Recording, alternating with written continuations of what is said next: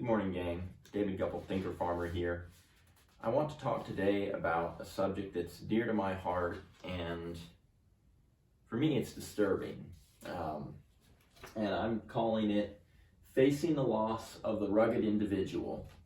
So a story is kind of a background. So the last few weeks I've been church hunting since I moved to a new area in Missouri and going to some different places. And anyway, you meet different people and lots of neat people and end up eating meals at churches and feeling awkward, being strange places. And I was at this one church, and I met this older gentleman. I think he's in his late 70s, and he's a petroleum distributor across a large portion of Missouri, and he specifically distributes to a lot of farmers a lot of high quality petroleum products for their ag use. And he essentially told me a story about his the community where he lives and the Blacktop area, and how north of his house there used to be, on a certain stretch of blacktop, there used to be 6 or 7 farmers, and now there's, I think he said one. It was either one or none. And he said, it used to be 400 acres was a lot to farm. He said now 2,000 or 3,000 acres is normal. Even more than that. Farmers are driving long distances, hauling equipment, farming thousands and thousands of acres. And so you have the result of, in an area where there was, 10 farmers, now there's maybe 1 or 2.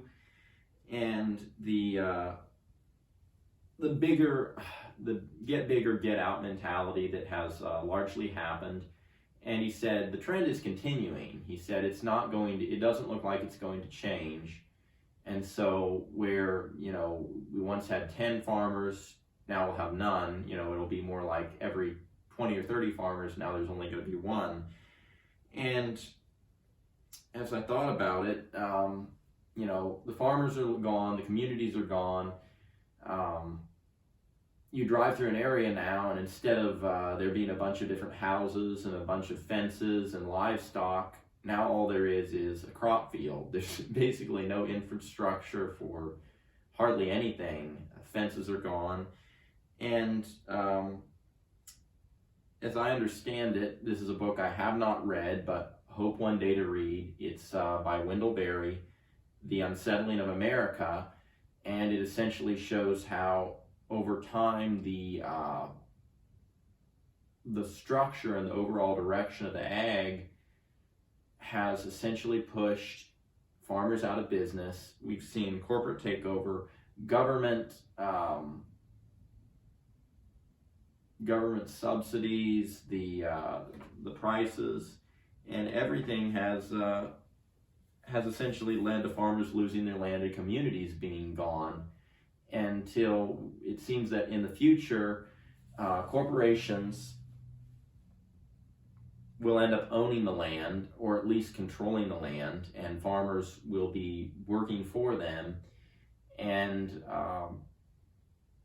I wonder if fake meat isn't the next thing for it, because fake meat is just so easy to control. And I don't want to go down that road too far. Maybe in another video we'll discuss that.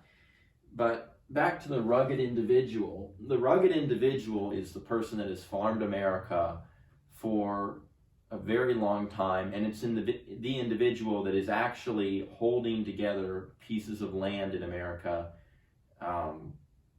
There are rugged individuals that are crop farming, but there's also a lot of rugged individuals that are cattle farming, and they are holding together these cattle farms, keeping the fences up, keeping water infrastructure going, and long after communities are gone, and they're just hanging in there, taking care of the land, stewarding it. And it's an interesting discussion, because the rugged individual usually is thought of as a crusty person. He stands on his own 2 feet. He really doesn't have that much community or friends, and he just he just hangs in there and holds out. And in some cases, those rugged individuals put up no trespassing signs. They don't want people around. They're thought of as hermit curmudgeons. But there's the reality of it is those are the individuals that are actually keeping land out of the hands of corporations right now. And when those farmers retire and die, even though there may be some farm communities starting and we all want to see communities built, the reality is those communities are not what are keeping the grass growing instead of crops. It's the rugged individuals. And we're going to miss those rugged individuals, and we don't have a replacement to it. And my goal in sharing this and having this discussion, it's really food for thought, is not to discourage people out there from building communities or to say poor pitiful us, because now more land is probably going to become crop farms in the near future. My goal is to say, what can you do about it now? And so one of the last videos I posted was on the power of incrementalism. And so I would say for each person out there that has a passion for the land and for seeing it put in grass and seeing the soil taken good care of, responsible stewardship.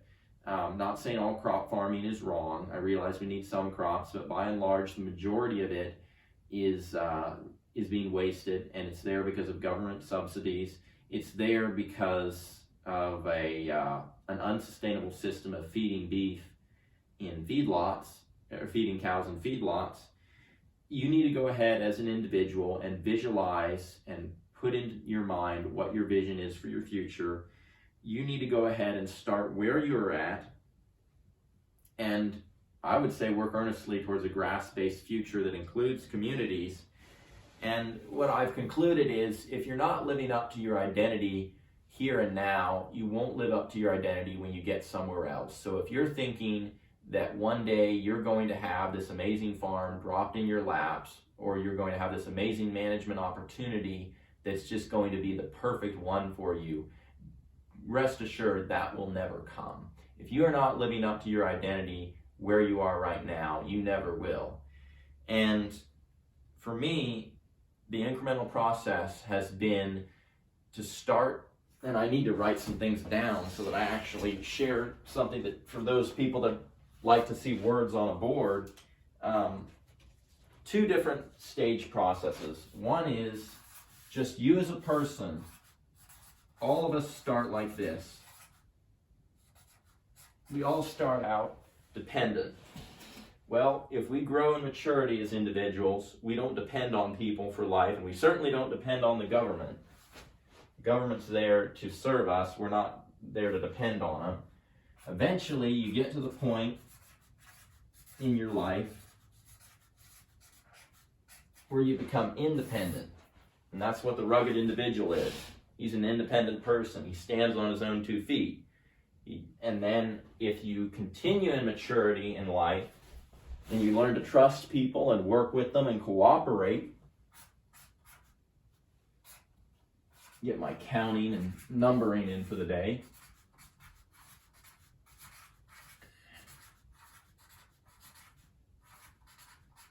You become interdependent. That's the end goal. That's how you form a community.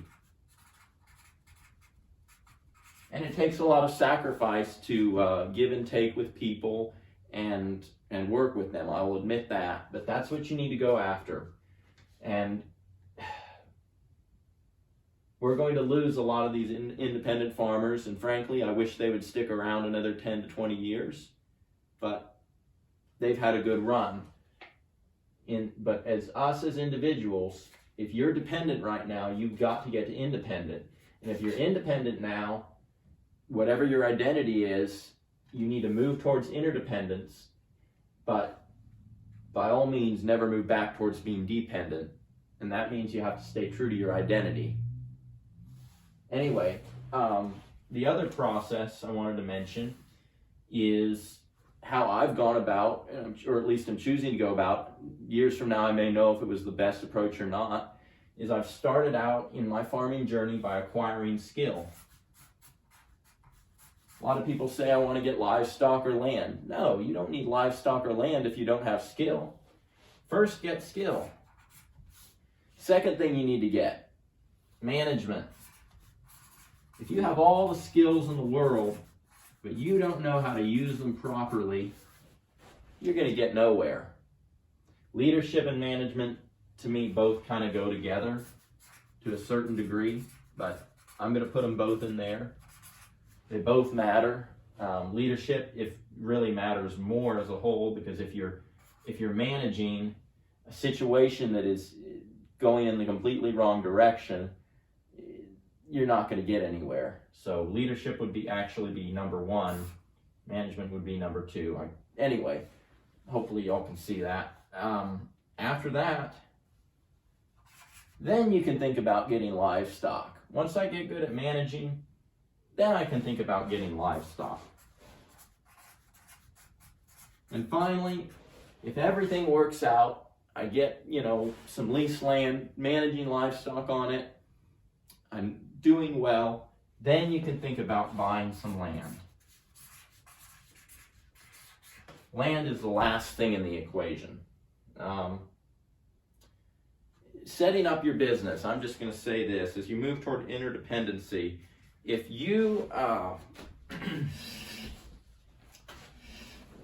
if you've set up your business so that it depends on you to continue running, you've failed.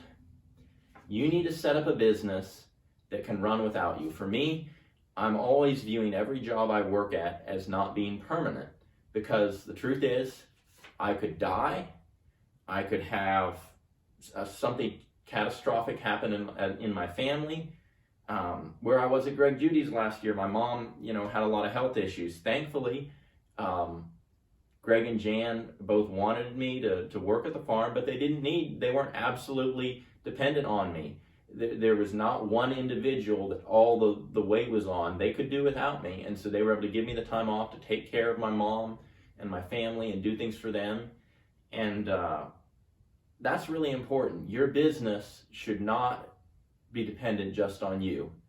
You need to set it up so that someone else can run it. And if you haven't done that, you failed as a businessman. You might have made a wonderful hobby farm or something for yourself, but you haven't built community and you haven't built a real business. Anyway, I think that's enough for one video, gang. Anyway, we're facing the loss of the rugged individual, and that's a sad thing. But rather than viewing it pessimistically as difficulty, we need to see the opportunity in this difficulty to grow through it. Blessings for the journey, gang, and keep it real.